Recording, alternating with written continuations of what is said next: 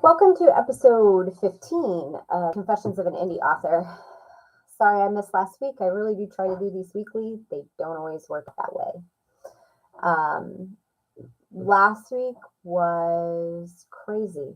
I just didn't have an opportunity to do much of anything. I was kind of running on autopilot. My daughter went back into the hospital having mental health issues. So she went to ER on Sunday night and she was there until Friday. They admitted her into the inpatient care. So I had lots of conversations and paperwork to do. And then I had, once she got out, I had to do a lot of updates around the house. If you can see my doorknob here, I had to reconfigure that. It's now keypad entry. I keep my alcohol in my office here, so she can't get a hold of that. All of the medications, they were locked in a cabinet. She actually broke the lock and got into the cabinet, so I had to purchase a safe, which is now in my bedroom. And then my bedroom has one of these locks too, so it's like double locked. So, two things she has to get through to get to the medication. So hopefully that isn't going to happen. Luckily, she didn't take anything. I can see that the dog is taking off with my bathroom rug too. I'll have to chase that down when we're done. Never a dull moment here. So anyway, there's been a lot of changes around the house. Mental health is something to take seriously. I know we've had these conversations before. She is out. She's already met with her individual therapist. She is in a PHP, a partial hospitalization program, for those of you who are unaware. It runs from 9 to about 2:30 every day. And it basically has sessions that help her kind of learn things that she can do to cope with some of the issues that she's having.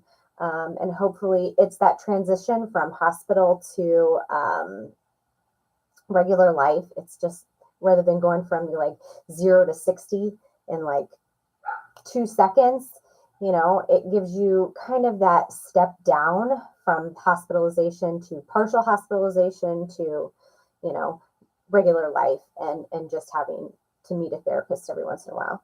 So it has definitely been a journey. This is her third hospitalization. So I'm hoping that this works. In our area here, we live in central Illinois. No, it's not Chicago, because if it was Chicago, there would be all kinds of help available to us.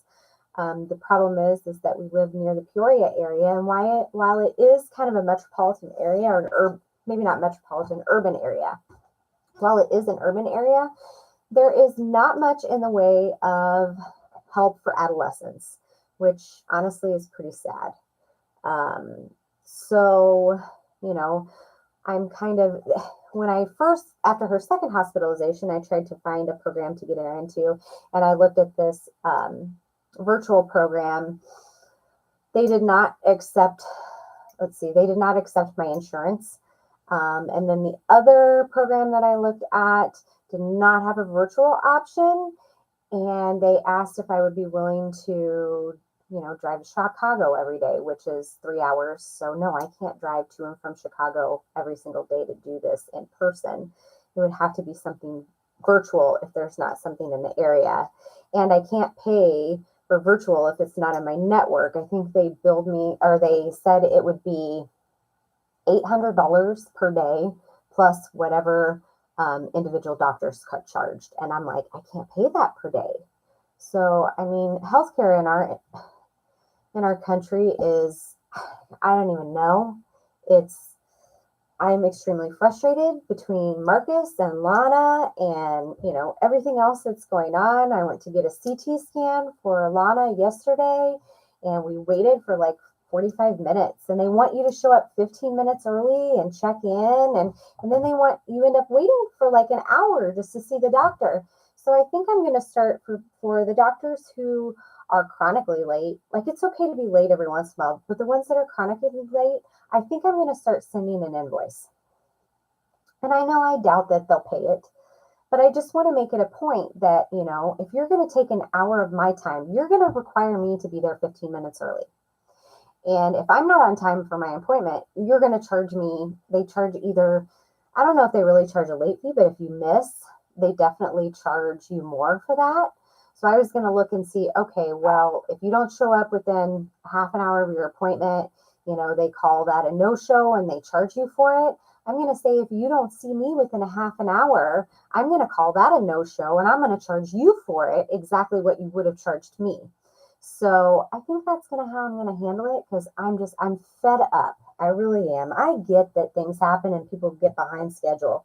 Like I said, it's not the ones who are late every once in a while. I have a couple doctors that are chronically, I know I'm going to sit in the waiting room. Actually, I'm going to sit they're going to put me in the room and I'm going to sit there for 45 minutes to an hour. And I've had enough. I'm at my wit's end there. So enough about life, but you know what? Those are one of the challenges of writing, is that you have to find, how can I continue to move forward with writing and into being an independent author while I'm juggling all this other stuff. And one of the things I tell people, a lot of people will say, I just don't have time for it. My life is so busy. You just listen to everything that I went through last week and this week. And I still managed to get things done. Maybe not as much as I wanted to get done, but the fact of the matter is, if you want it bad enough and you want to be serious about it, you will find the time to do it. If you're not really that serious about, you will find every single excuse not to do it. And that's the difference. You have to decide that it's something that you want and that you're willing to fight for. If that's not the case, then you just won't have any fruits of your labor, or I guess if you're not laboring, then you're just not going to have any fruit. I don't know what to tell you on that. So that's my mental health update. My beta readers have gotten back to me on Glory. They have their notes for me here. So I was hoping to get to at least one of those today. I have 3 of them to go through.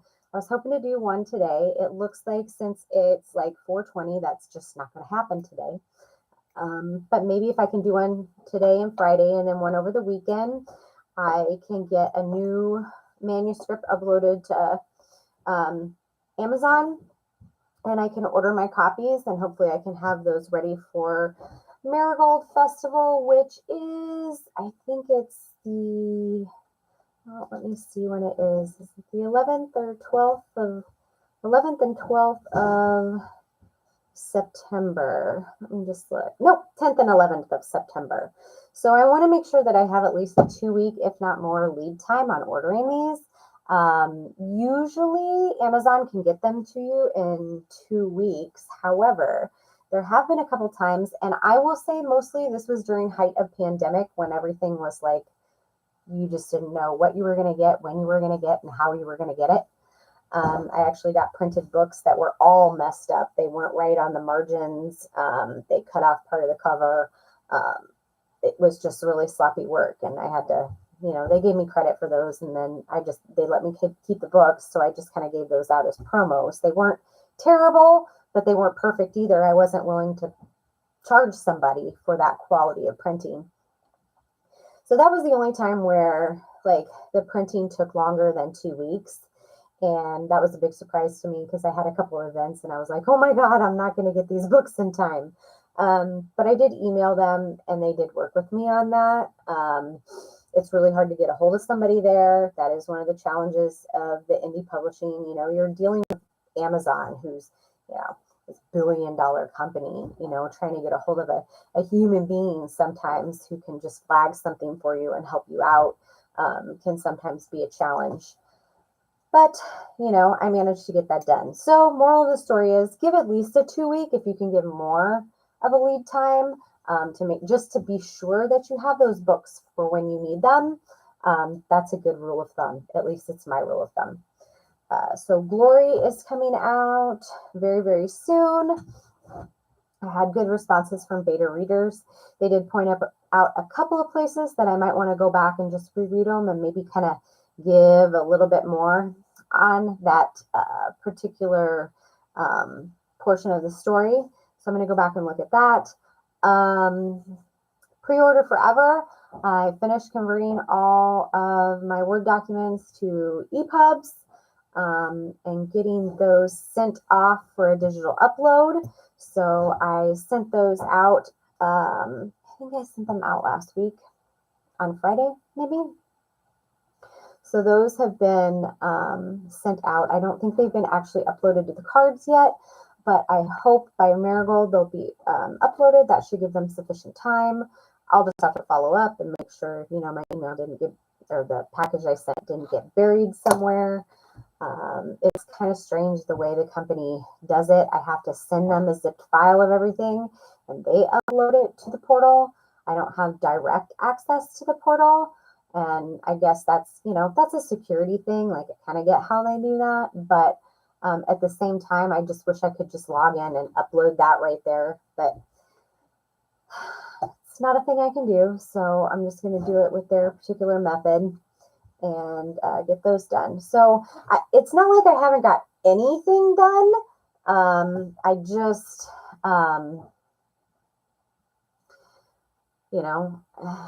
I got a few things completed. Definitely got some brainstorming done. And that's about as far as I've got. So I guess it's time for me to check on the puppy because he's doing something over there I'm pretty sure he's not supposed to be doing. So I'm going to go surprise him with this water bottle, give him a little note and a spritz, and so he learns what he can and can't do in my house. So until next week, see you later. Bye.